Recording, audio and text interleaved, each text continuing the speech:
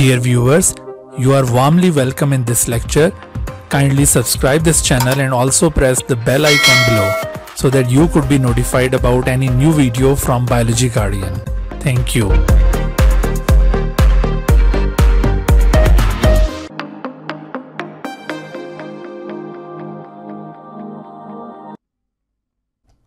बिस्मिल्लाहिर्रहमानिर्रहीम। रब्बिश्रह ली सदरी व यस्सिर ली अमरी वहलुल उक़दतम मिन लिसानी यफ़क़हू क़ौली। Assalamu alaikum dear students, welcome in lecture number 9 of chapter 7 of NBF Biology 11, and today we are going to learn about zygomycota.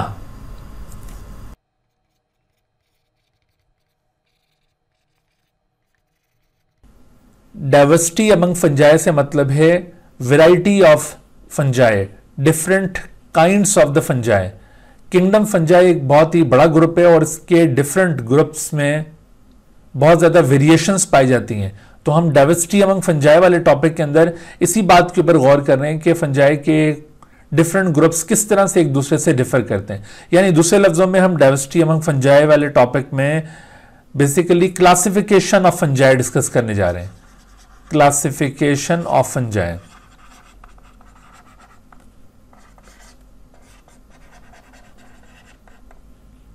और आपको general characters explain करते हुए जब रिप्रोडक्शन इन फंजाई बताया था तो वहां पर भी इस बात के बारे में आपके गोशगुजार किया था कि फंजाई एक ऐसा ग्रुप है जिसमें सेक्सुअल रिप्रोडक्शन एक बड़ा इंपॉर्टेंट फीचर कंसिडर किया जाता है और ड्यूरिंग क्लासिफिकेशन सेक्सुअल रिप्रोडक्शन को बहुत वेटेज दी जाती है।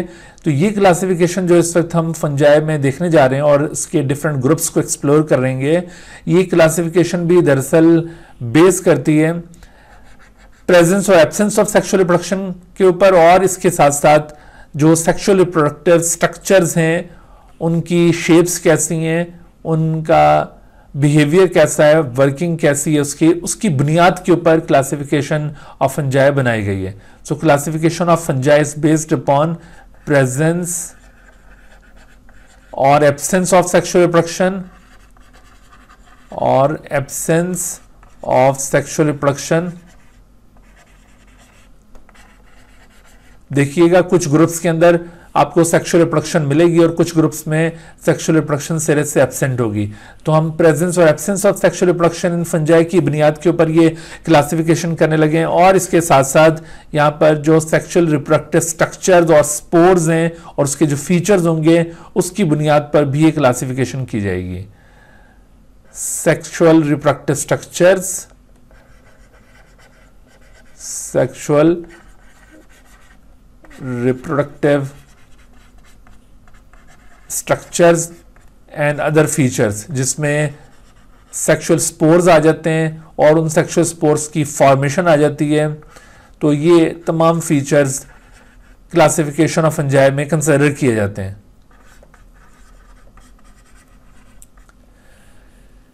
फंजाई को इस वक्त 4 ग्रुप्स के अंदर क्लासिफाई किया गया है।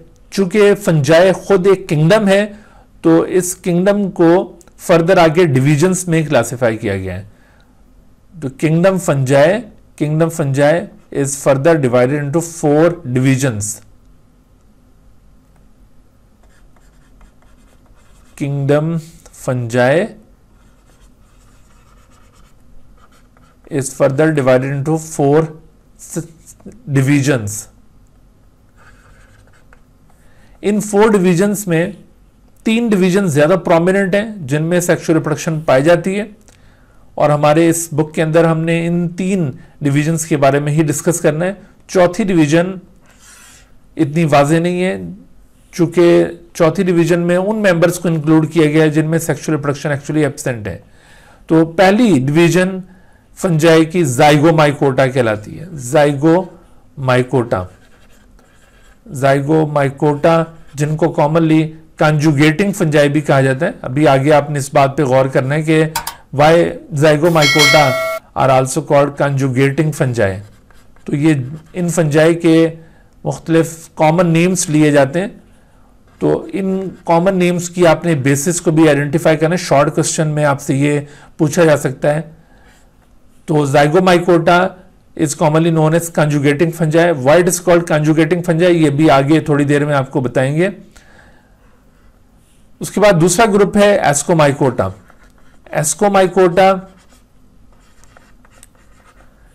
ये फंजाई का लार्जेस्ट ग्रुप है और इनको भी कॉमनली सैक फंजाई कहा जाता है। यहां पर भी ऐसा ही सवाल पूछा जाएगा कि why the members of Ascomycota are commonly known as sac fungi. तो इस रीजन को भी अभी आपने आइडेंटिफाई करना है। इंशाल्लाह हम नेक्स्ट लेक्चर में जब एस्कोमाइकोटा के बारे में डिस्कस करेंगे डिटेल से, तो उसमें फिर आपको ये रीजन भी बताएंगे कि why Ascomycota members are also known as sac fungi. तीसरा अहम ग्रुप किंगडम फंजाई का बेसिडियोमाइकोटा कहलाता है। बेसिडियोमाइकोटा, इन मेंबर्स को कॉमनली क्लब फंजाई कहा जाता है, क्लब फंजाई। तो यहां पर भी वैसा ही क्वेश्चन पूछा जाएगा कि why the members of Basidiomycota are commonly known as club fungi. तो इस रीजन को भी हम आने वाले लेक्चर्स के अंदर एक्सप्लोर करेंगे। तो आपने इस बात के ऊपर भी गौर करना है कि इनको क्लब फंजाई क्यों कहा जाता है। और जो चौथी डिवीजन है किंगडम फंजाई की, this fourth division is called deuteromycota. Deuteromycota में उन मेंबर्स को इंक्लूड किया हुआ है जिनमें सेक्सुअल रिप्रोडक्शन अभी तक दरियाफ्त नहीं हुई। अदरवाइज इन ड्यूटेरोमाइकोटा के फीचर्स जाइगोमाइकोटा या एस्कोमाइकोटा या बेसिडियोमाइकोटा से रिजेंबल करते हैं, but because of the absence of sexual reproduction इनको अलग करके ड्यूटेरोमाइकोटा में प्लेस कर दिया गया है। और यहां इन फंजाई के लिए भी एक कॉमन टर्म यूज की जाती है, these fungi are commonly known as imperfect fungi. तो इन्हें क्यों इम्परफेक्ट फंजाई कहा जाता है, तो ये बात हम यहां पर अभी डिस्कस कर लेते हैं। इम्परफेक्ट फंजाई इनको इस वजह से कहते हैं क्योंकि इनमें सेक्सुअल रिप्रोडक्शन नहीं है। इम्परफेक्ट फंजाई के बारे में हम फर्दर आगे डिटेल से बात नहीं करेंगे इस कोर्स के अंदर। हमने सिर्फ जाइगोमाइकोटा, एस्कोमाइकोटा और बेसिडियोमाइकोटा के बारे में डिस्कस करना है। तो इस वजह से आपको ड्यूटेरोमाइकोटा का ये जो कॉमन नेम है उसकी बेसिस अभी से बता दी है कि ड्यूटेरोमाइकोटा को इम्परफेक्ट फंजाई क्यों कहा जाता है, because ड्यूटेरोमाइकोटा members do not show sexual reproduction. So due to the absence of sexual reproduction, Deuteromaicota are commonly known as imperfect fungi. तो हमने इस बुक के अंदर जाइगोमाइकोटा, एस्कोमाइकोटा और बेसिडियोमाइकोटा के बारे में डिटेल से डिस्कस करना है। तो आज का जो हमारा लेक्चर होगा वो बुनियादी तौर पर जाइगोमाइकोटा के मुतालिक होगा। फिर आने वाले लेक्चर्स में आपको एस्कोमाइकोटा और बेसिडियोमाइकोटा के बारे में भी मुतारिफ करवाया जाएगा। तो आइए देखते हैं कि जाइगोमाइकोटा में कौन कौन से फीचर्स पाए जाते हैं और ये जाइगोमाइकोटा के मेंबर्स बाकी मेंबर्स से किस तरह से डिफर करते हैं। जाइगोमाइकोटा जिन्हें कॉमनली सैक फंजाई, जिन्हें कॉमनली कंजुगेटिंग फंजाई कहा जाता है, अभी आपने इस बात पे गौर करना है। जाइगोमाइकोटा को कॉमनली कंजुगेटिंग फंजाई क्यों कहा जाता है। दरअसल जाइगोमाइकोटा के जो मेंबर्स होते हैं इनमें माइसीलियम एसेप्टेट पाया जाता है। आपको जनरल कैरेक्टर्स में याद होगा, हमने बताया था कि जनरल कैरेक्टर्स ऑफ फंजाई के दौरान कि जाइगोमाइकोटा या फिर इसी तरह से बेसिडियोमाइकोटा और बाकी जो मेंबर्स हैं इनका माइसीलियम एक दूसरे से डिफर करता है। तो as far as Zygomycota mycelium is concern, तो आपने इसके माइसीलियम के हवाले से याद रखना है कि इसका माइसीलियम एसेप्टेट हाइफी पर मुश्तमिल है। It consist of aseptate hyphae. और एसेप्टेट हाइफी का मतलब क्या है? एसेप्टेट हाइफी का मतलब है कि यहां पर हाइफी में सेल्स के दरमियान कोई क्रॉस पार्टीशन मौजूद नहीं है। Multinucleated cells are there. Multinucleated यानी एक हाइफा के अंदर इस तरह से बहुत सारे न्यूक्लियाई इकट्ठे मौजूद होंगे और उनके दरमियान कोई पार्टीशन मौजूद नहीं होगी। जैसा कि आप एक रिप्रेजेंटेटिव मेंबर ये देख रहे हैं, ये जाइगोमाइकोटा से बिलोंग करने वाला एक फंगस है, इसका नाम है Rhizopus. Rhizopus basically bread mould कहलाता है, ब्लैक ब्रेड मोल्ड। इसे आमतौर पर ब्लैक ब्रेड मोल्ड भी कहा जाता है। So this black bread mould आमतौर पर ये ब्रेड के ऊपर या फिर अदर बेकरी आइटम्स के ऊपर ये ग्रो करता है। तो ब्लैक ब्रेड मोल्ड, जिसका साइंटिफिक नेम राइजोपस है, ये इस जाइगोमाइकोटा का एक रिप्रेजेंटेटिव ऑर्गेनिज्म है।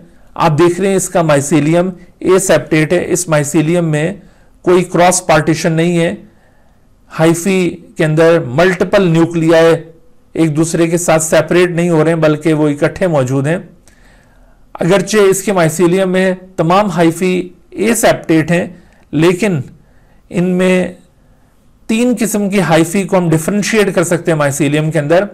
एक हाइफी जो कि नीचे हॉरिजॉन्टली ग्रो कर रहे हैं, उन हाइफी को कहा जाता है स्टोलोन हाइफी। ये सरफेस के ऊपर हॉरिजॉन्टली ग्रो करेंगे। These hyphae are called stolon hyphae.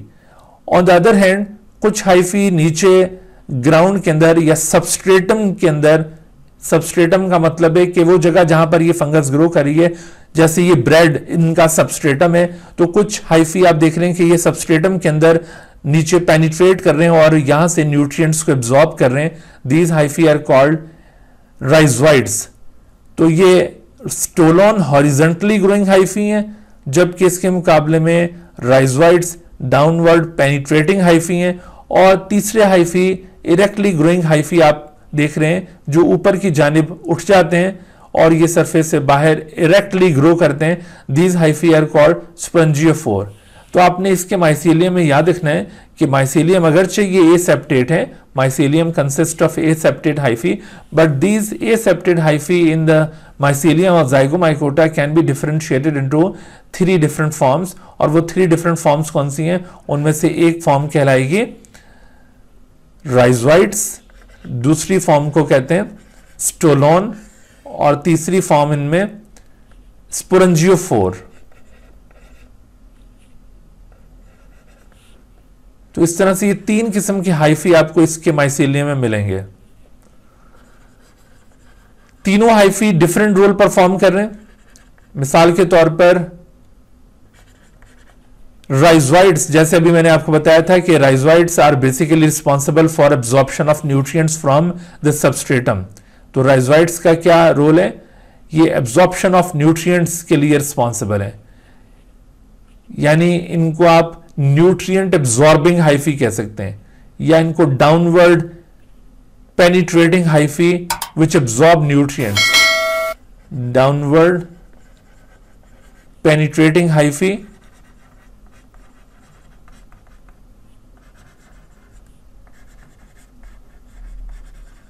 that absorb nutrients, ये इनका रोल बताया जाएगा। ये न्यूट्रिएंट्स को एब्जॉर्ब करते हैं from the substratum, that absorb nutrients from substratum। These are rhizoids। इसी तरह से stolon are horizontally growing hyphae. ये माइसीलियम का सरफेस एरिया बढ़ाते हैं। These are horizontally growing hyphae, horizontally growing hyphae। So in hyphae की वजह से इनका माइसीलियम ज्यादा बड़े एरिया पर एक्सपैंड करता है। तो ये हॉरिजॉन्टली ग्रोइंग हाइफी, इन्हें कहा जाएगा stolon hyphae. On the other hand sporangiophores are erectly growing hyphae, जिनकी टिप के ऊपर आप देख रहे हैं spherical sac like structures develop हो रहे हैं, विच आर कॉल्ड स्पोरेंजिया। ठीक है, तो sporangiophore are erectly growing hyphae, erectly growing hyphae which bear spherical sac-like structures called sporangia। Erectly growing hyphae which bear spherical sac-like structure, which bear spherical sac-like structure called sporangia। तो ये जो spherical sac-like structures हैं, sac-like structures called sporangia, इन sporangia के अंदर इसके spores produce होंगे। Sporangia के अंदर इसके स्पोर्स प्रोड्यूस होते हैं। आप देख रहे हैं वैसे इनके हाइफी के अंदर कोई क्रॉस पार्टीशन नहीं है, लेकिन ये स्पोरेंजियोफोर की टिप के ऊपर जहां पर ये स्पोरेंजियम डेवलप हो रहा है, तो उस स्पोरेंजियम वाली जगह पर यहां एक क्रॉस पार्टीशन बन गई है और स्पोरेंजियम ये बाकी हाइफा से सेपरेट हो गया है। ठीक है, तो इस तरह से आप सिर्फ ये एक जगह पर क्रॉस पार्टीशन देख रहे हैं, अदरवाइज और किसी जगह पर क्रॉस पार्टीशन मौजूद नहीं होगी। तो आपने देखा कि जाइगोमाइकोटा का माइसीलियम एसेप्टेट हाइफी पर मुश्तमिल माइसीलियम है, जिसमें 3 किस्म के एसेप्टेट हाइफी को डिफरेंशिएट किया जा सकता है, rhizoid, stolon and sporangiophore. Rhizoid downward penetrating hyphae, जिससे न्यूट्रिएंट्स की एब्जॉर्प्शन का काम लिया जाएगा। उसके बाद स्टोलोन, जिनकी मदद से सरफेस एरिया को बढ़ाया जाएगा और दूर दूर तक ये इनका माइसीलियम स्प्रेड होगा। और उसके बाद फिर स्पोरेंजियोफोर, जो इरेक्टली ग्रोइंग हाइफी हैं, जिनके टिप के ऊपर स्पोरेंजिया डेवलप होंगे और उनके अंदर फिर स्पोर्स बनेंगे जिनसे ये रिप्रोड्यूस करते हैं। तो ये 3 किस्म के हाइफी यहां पर पाए जाते हैं। जाइगोमाइकोटा में आपने एक और बात याद रखनी है कि यहां पर प्राइमरी और सेकेंडरी माइसीलियम का कोई कॉन्सेप्ट नहीं है। प्राइमरी और सेकेंडरी माइसीलियम से क्या मुराद है, ये आपको जर्नल कैरेक्टर्स ऑफ फंजाई में भी बताया था, और अभी आप आगे एस्कोमाइकोटा और बेसिडियोमाइकोटा के केस में भी देखेंगे कि प्राइमरी माइसीलियम दरअसल मोनोकैरियोटिक हाइफी पर मुश्तमिल होता है और सेकेंडरी माइसीलियम डाइकैरियोटिक हाइफी पर मुश्तमिल होता है। But there is no differentiation of primary and secondary mycelium. There is no differentiation of primary and secondary mycelium. Primary mycelium जैसे मैंने बताया मोनोकैरियोटिक हाइफी, यानी ऐसे हाइफी जिनके अंदर सेल्स में सिर्फ सिंगल न्यूक्लियस पाया जाता है, और सेकेंडरी माइसीलियम जिसके सेल्स में 2 न्यूक्लियाई प्रेजेंट होते हैं, यानी डाइकैरियोटिक हाइफी पर मुश्तमिल माइसीलियम को सेकेंडरी माइसीलियम कहते हैं। तो यहां पर आप याद रखें कि there is no differentiation of primary and secondary mycelium, क्योंकि यहां अभी आप देखिएगा कि ड्यूरिंग सेक्सुअल रिप्रोडक्शन यहां पर प्लाज्मोगैमी और कैरियोगैमी में कोई डिले नहीं होगा। ये मैं बात अभी आपको आगे क्लियर करता हूं और वहां पर ये फीचर आपको मजीद बेहतर तौर पर समझ में आ जाएगा। तो ये इसका माइसीलियम एक्सप्लेन कर दिया हमने जाइगोमाइकोटा का। अच्छा, उसके बाद हम जाइगोमाइकोटा में एक और फीचर इसका एक्सप्लेन करेंगे और वो है इसकी एसेक्सुअल रिप्रोडक्शन। तो जाइगोमाइकोटा में एसेक्सुअल रिप्रोडक्शन कैसे होती है? जाइगोमाइकोटा में asexual reproduction by means of sporangiospore होगी। एसेक्सुअल रिप्रोडक्शन के लिए यहां पर जो स्पोर्स रिस्पॉन्सिबल हैं उन स्पोर्स को कहते हैं sporangiospores, and these sporangiospores are produce in the sporangia. ठीक है, asexual reproduction take place by means of sporangiospores. These sporangiosspores are produced in large number within the sporangia. Sporangiosspores ये छोटे छोटे asexual spores होते हैं, यूनी न्यूक्लिएटेड स्पोर्स होंगे। These spores are produced within the sporangium, और इन spores के mature होने के बाद स्पोरेंजियल वॉल रप्चर हो जाती है और उसके नतीजे में ये स्पोर्स बाहर डिस्पर्स हो जाते हैं, और ये स्पोर्स जिस जिस जगह पर गिरेंगे वहां पर अगर सूटेबल एनवायरनमेंट मिलेगा तो इन स्पोर्स से आप देख रहे हैं कि दोबारा new mycelia will be develop. ठीक है, तो इस तरह से ये स्पोरेंजियोफोर की टिप के ऊपर स्पोरेंजिया फॉर्म हुए और उन स्पोरेंजिया के अंदर जो एसेक्सुअल यूनिन्यूक्लिएटेड यानी सिंगल सेल्ड स्ट्रक्चर्स प्रोड्यूस हुए हैं, दीज आर कॉल्ड स्पोरेंजियोस्पोर्स। सो ये स्पोरेंजियोस्पोर्स विंड के जरिए डिस्पर्स करते हैं, नॉन मोटाइल होते हैं क्योंकि इनके पास कोई लोकोमोटरी स्ट्रक्चर नहीं है। So they are very light in weight, बहुत छोटे साइज के हैं, और विंड के जरिए ये डिस्पर्स करेंगे, और जब ये किसी सुटेबल प्लेस पर गिरेंगे तो ऐसी सूरत में इनकी जर्मिनेशन के नतीजे में दोबारा न्यू माइसीलिया ओरिजिनेट हो जाएंगे। So as far as asexual reproduction is concern, तो आपने इसमें स्पोरेंजियोस्पोर फॉर्मेशन को एक्सप्लेन करना है। उसके बाद फिर नेक्स्ट फीचर आप इसका देखिए, नेक्स्ट फीचर इसका सेक्सुअल रिप्रोडक्शन है। सेक्सुअल रिप्रोडक्शन, सेक्सुअल रिप्रोडक्शन जैसे अभी मैंने आपको बताया था कि फंजाई का एक बहुत ही अहम फीचर होता है, और सेक्सुअल रिप्रोडक्शन के कैरेक्टर्स के बुनियाद के ऊपर ही फंजाई को क्लासिफाई किया जाता है। अभी आप देखिएगा कि जाइगोमाइकोटा को जो कॉमन नेम दिया जाता है वो भी, उसका भी रीजन अभी आपके सामने आने वाला है।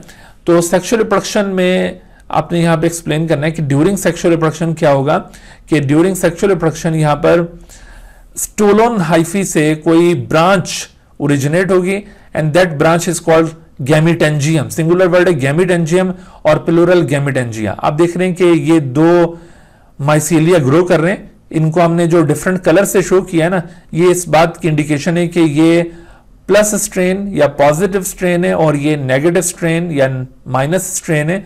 असल में फंजाई के अंदर कोई क्लियर कट मेल और फीमेल सेक्सेस का डिफरेंस नहीं होता, लेकिन दो जेनेटिकली डिफरेंट माइसीलिया यानी जो अलग अलग स्पोर से ओरिजिनेट हुए हों तो उन माइसीलिया को आप पॉजिटिव और नेगेटिव स्ट्रेन कंसिडर कर सकते हैं। आप चाहे इसको नेगेटिव कह दें और इसको पॉजिटिव कह दें, इससे कोई फर्क नहीं पड़ता। तो दो जेनेटिकली डिफरेंट माइसीलिया होने चाहिए फर्टिलाइजेशन के लिए, लेकिन इनके लिए एक और शर्त यह है कि they must belong to the same species. तो इस तरह से two genetically different but compatible strains, जिनमें से एक को पॉजिटिव और एक को नेगेटिव स्ट्रेन कहा जा रहा है, इन के स्टोलन हाइफी में से ब्रांचेस ओरिजिनेट होंगी। आप देख रहे हैं these are actually the stolon hyphae, और इन स्टोलन हाइफी से ये ब्रांचेस ओरिजिनेट हो रही हैं। These branches are called gametangia. तो सेक्सुअल रिप्रोडक्शन कैसे हो रही है? तो सेक्सुअल रिप्रोडक्शन में सबसे पहला इवेंट आपने यहां पे पॉइंट आउट करना है कि short branches originate from the stolon hyphae of two genetically different mycelia. ठीक है, short branches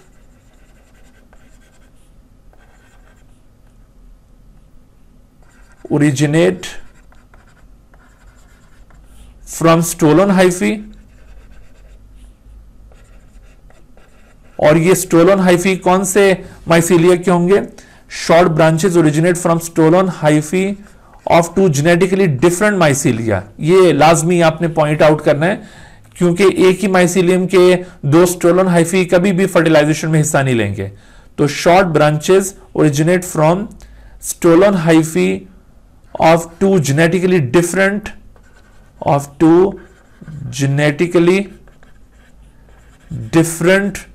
but compatible strains. Genetically different होने का मतलब है कि these hyphae must belong to different mycelia. ठीक है, two genetically different but compatible. और कंपैटिबल से क्या मतलब है? कंपैटिबल से मतलब है कि ये एक ही स्पीशी के मेंबर्स हों।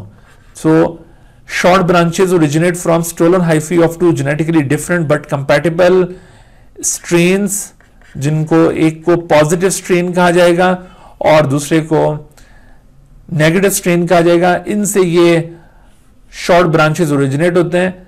These branches are called gametangia, और इन गैमिटेंजिया के दरमियान फ्यूजन का अमल टेक प्लेस होगा। आप देखिए कि ये शॉर्ट ब्रांचेस, इनको कहा जाता है these branches are called gametangia,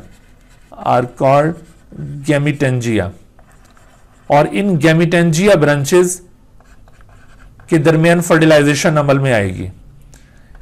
gametangia दरअसल इनके रिप्रोडक्टिव स्ट्रक्चर्स हैं। गैमिटेंजिया क्या है? The reproductive structures of the Zygomycota. और आप देखिए कि ये जो गैमिटेंजिया हैं, इनकी ये फ्यूजन का अमल बिल्कुल ऐसा लग रहा है जैसे दो बैक्टीरियल सेल्स के दरमियान पिलाई की मदद से फ्यूजन हो रही होती है। आपने चैप्टर 6 के अंदर बैक्टीरिया के बारे में डिस्कस किया था। बैक्टीरिया जिनके पास पिलाई मौजूद होते हैं, pili which are small tubular extensions, तो ये अपने इन ट्यूबुलर एक्सटेंशंस को, जिनको पिलाई कहा जाता है, इनकी मदद से ये एक दूसरे के साथ इस तरह से अटैच कर जाते हैं और इनकी ये पिलाई आपस में फ्यूज करके एक ट्यूब लाइक स्ट्रक्चर फॉर्म कर लेती हैं। इनके दरमियान इस तरह से एक ब्रिज बन जाता है, and through this bridge one bacterium transfer its piece of genetic material to another. So इस तरह से जो transfer of genetic material between the two cell take place होता है, उसे कंजुगेशन का नाम दिया जाता है। तो बैक्टीरिया में हमने ये प्रोसेस पढ़ा था, कंजुगेशन इस प्रोसेस को कहते हैं। तो बिल्कुल इसी तरह कंजुगेशन इन बैक्टीरिया की तरह यहां पर भी जब ये gametangia of two genetically different but compatible mating type ये आपस में फर्टिलाइज कर रहे होते हैं गैमिटेंजिया, तो इनकी फर्टिलाइजेशन से बिल्कुल ऐसा ही लग रहा होता है जैसे कि बैक्टीरिया में कंजुगेशन हो रही हो। सो इस बैक्टीरियल कंजुगेशन से रिजेंबलेंस की वजह से इन फंजाई को भी कंजुगेटिंग फंजाई कहा गया है। ठीक है, तो why zygomycota members are commonly known as conjugating fungi, जो अभी मैंने आपसे कहा था कि ये रीजन आपसे पूछा जाएगा और आपने इस रीजन को जस्टिफाई करना है।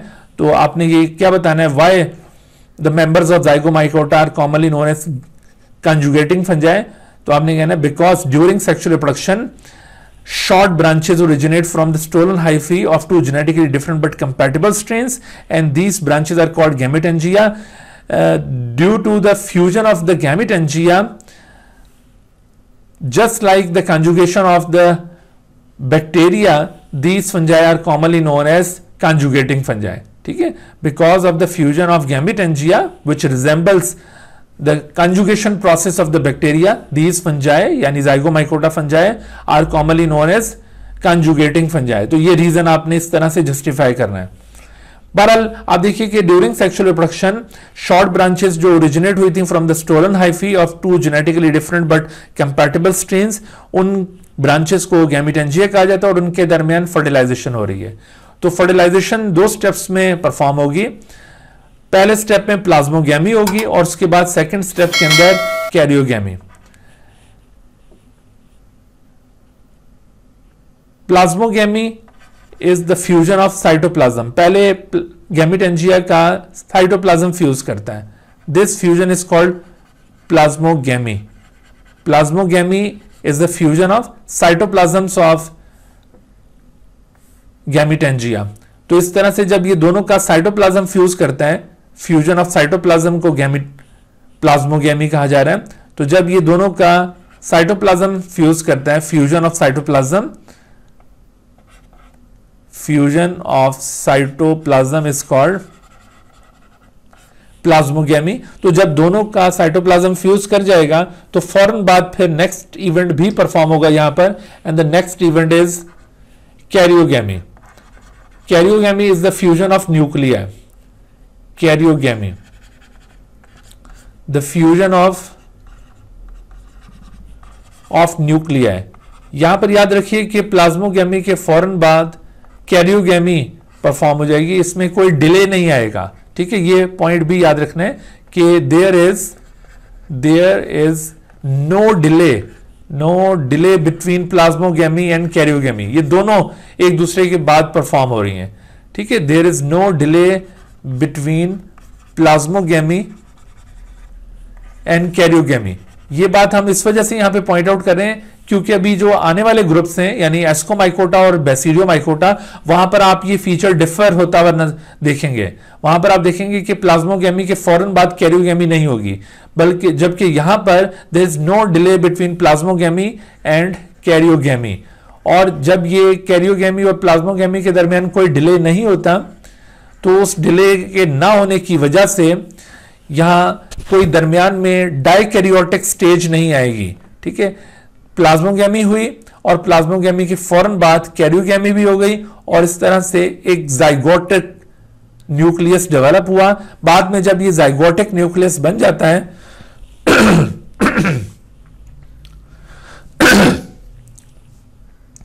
बाद में जब ये जाइगोटिक न्यूक्लियस बन जाता है तो गैमेटेंजिया में ये क्रॉस पार्टीशंस डेवलप हो जाती हैं और गैमेटेंजिया से ये जाइगोट अलग हो जाएगा और इसके ऊपर कुछ प्रोटेक्टिव कवरिंग्स डेवलप हो जाएंगी। सो इस तरह से इन प्रोटेक्टिव कवरिंग्स को हासिल करने के बाद ये जाइगोट एक रेजिस्टेंट बॉडी बन जाएगा, एक सेक्सुअल स्पोर बन जाएगा, इसे कहा जाएगा जाइगोस्पोर। और ये जो जाइगोमाइकोटा वर्ड है वो इसी जाइगोस्पोर की वजह से इसे दिया गया है क्योंकि ये जाइगोट से ये स्पोर स्टैब्लिश हुआ है, इस वजह से इसको जाइगोस्पोर कहा गया है। ठीक है, तो आपने सेक्सुअल रिप्रोडक्शन में ये फीचर बताने के बाद कि there is no delay between plasmogamy and karyogamy, मजीद आपने यहां पे क्या बताना है कि आफ्टर फर्टिलाइजेशन यानी दोनों इवेंट जब परफॉर्म हो जाएंगे, प्लाज्मोगैमी और कैरियोगैमी जब दोनों परफॉर्म हो जाएंगे, cross partitions are developed in the gametangia after fertilisation cross partitions are developed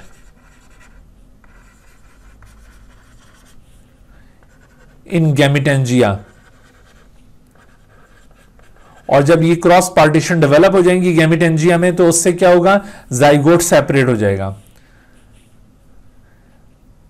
Thus zygote separates from is separated from gametangia. अभी ये गैमिटेंजिया के साथ जुड़ा हुआ है, लेकिन वैसे क्रॉस पार्टीशन डेवलप होने की वजह से जाइगोट उससे सेपरेट हो गया है।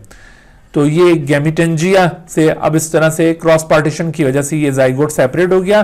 और फिर क्या होता है, फिर उसके बाद जाइगोट के ऊपर प्रोटेक्टिव कवरिंग्स डेवलप होती हैं। Protective coverings are developed on zygote. Protective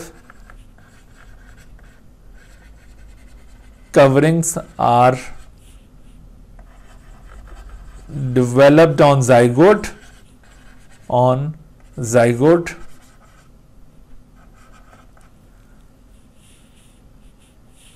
और after the formation of these protective coverings अब क्या चीज बन गई है, zygospores are form.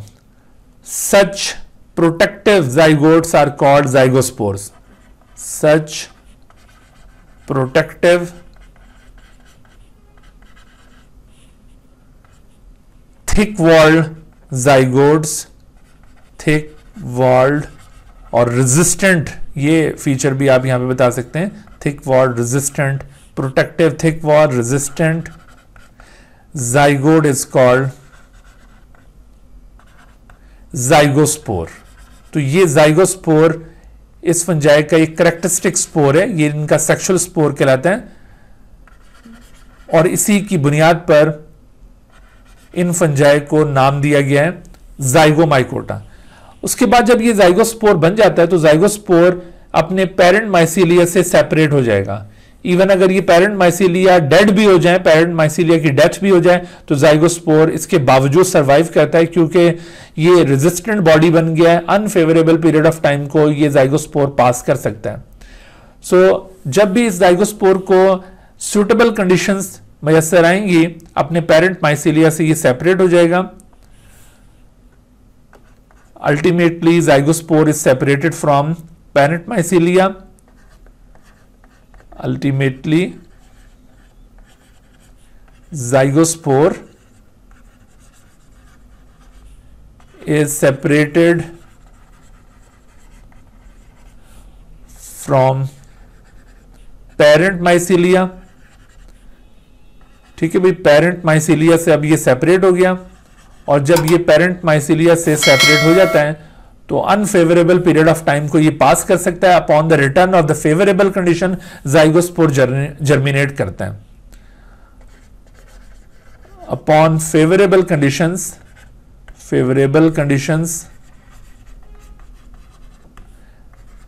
Zygospore germinates.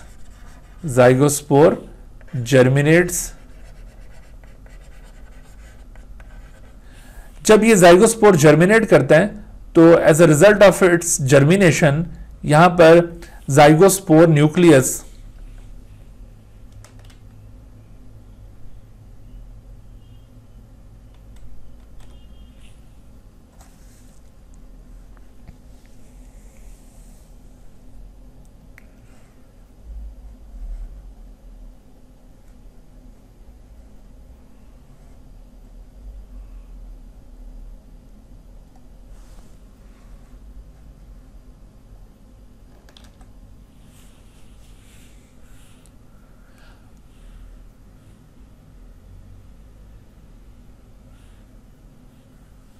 Meiosis के जरिए डिवाइड करते हैं। और मियोसिस के जरिए डिवाइड करने पर इसमें से 4 हैप्लॉइड न्यूक्लियर फॉर्म हो जाते हैं। Upon favourable conditions zygospore germinates and it's nucleus divides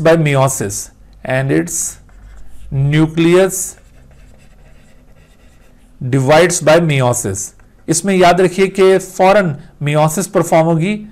आपको याद होगा कि हमने जनरल कैरेक्टर्स में इस बात का जिक्र किया था कि फंजाई की सेक्सुअल रिप्रोडक्शन के दौरान दो इवेंट कॉमनली टेक प्लेस होते हैं। एक फर्टिलाइजेशन जिसमें दो स्टेप्स थे, प्लाज्मोगेमी और कैरियोगेमी, और उसके बाद फिर जब जाइगोट बन जाता है तो उसमें फिर अगला अमल मियोसिस का होगा।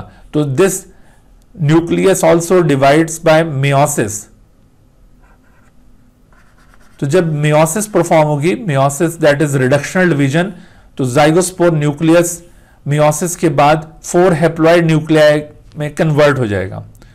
4 हैप्लॉइड न्यूक्लियाई जब बन जाएंगे, 4 हैप्लॉइड न्यूक्लियाई आर प्रोड्यूस्ड, तो ये 4 हैप्लॉइड न्यूक्लियाई फर्दर आगे फिर माइटोसिस के जरिए डिवाइड करेंगे। 4 haploid nuclei are produced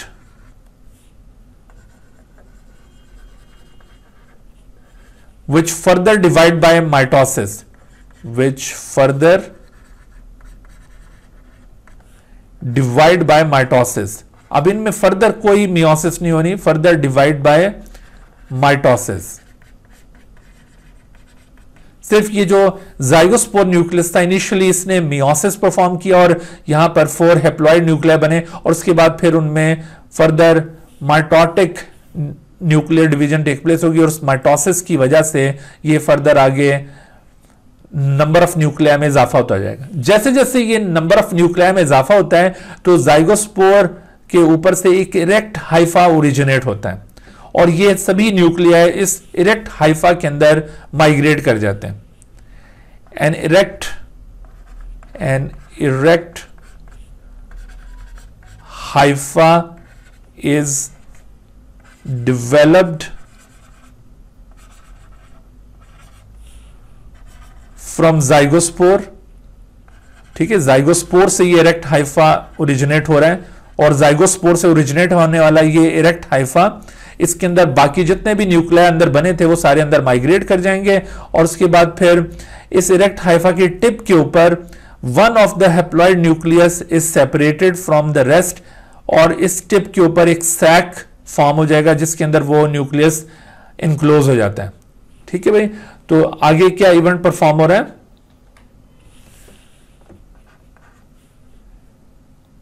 A sac-like structure is formed on the tip of erect hypha।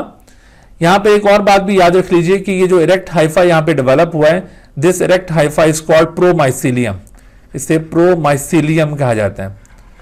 सो इस प्रोमाइसीलियम में जिसमें कि सिर्फ एक ही हाइफा है जो कि इरेक्टली ग्रो कर रहे हैं, तो इस इरेक्टली ग्रोइंग हाइफा जिसे प्रोमाइसीलियम कहा गया है, इसकी टिप के ऊपर एक सैक लाइक स्ट्रक्चर बनेगा। A sac like structure called sporangium. उस सैक लाइक स्ट्रक्चर को भी स्पोरेंजियम कहा जाता है। Called sporangium is developed on the tip of promycelium, is developed on the tip of erect hypha। ठीक है, ये जो इरेक्ट हाइफा था जिसको प्रोमाइसीलियम कहा गया है, इस इरेक्ट हाइफा की टिप के ऊपर एक सैक लाइक स्ट्रक्चर फॉर्म हुआ है जिसको स्पोरेंजियम कहते हैं, और ये जितने भी हैप्लॉइड न्यूक्लियाई थे उनमें से कोई एक सेपरेट हो जाएगा स्पोरेंजियम के अंदर। One of the haploid nuclei, one of the haploid nuclei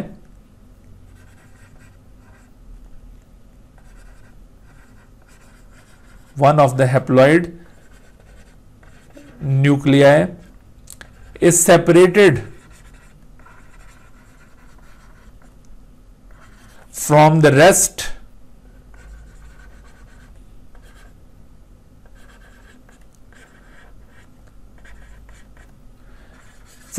of nuclei।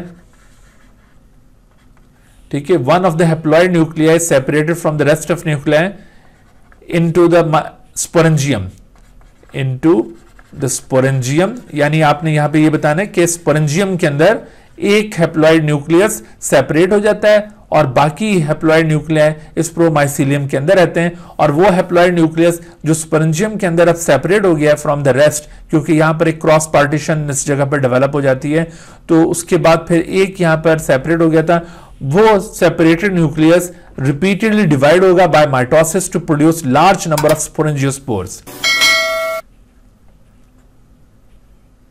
this nucleus divides by mitosis.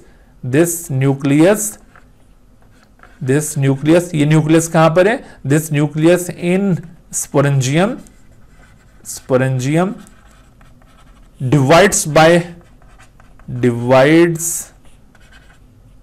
repeatedly. यहां पर बार बार माइटोसिस होनी है, ये बात याद रखिए कि divides repeatedly by mitosis to produce large number of sporangiospores. To produce large number of sporangiospores. और ये जो स्पोरेंजियोस्पोर्स अब यहां पे बने, ये स्पोरेंजियोस्पोर्स सेक्सुअल रिप्रोडक्शन के नतीजे बने. आपने देखा था कि यहां पर भी स्पोरेंजियोस्पोर्स की फॉर्मेशन हो रही थी, लेकिन उस स्पोरेंजियोस्पोर्स की फॉर्मेशन में कोई मियोसिस का इवेंट इन्वॉल्व नहीं होता. ये स्पोरेंजियोस्पोर्स की फॉर्मेशन दरअसल एसेक्सुअल रिप्रोडक्शन का रिजल्ट है.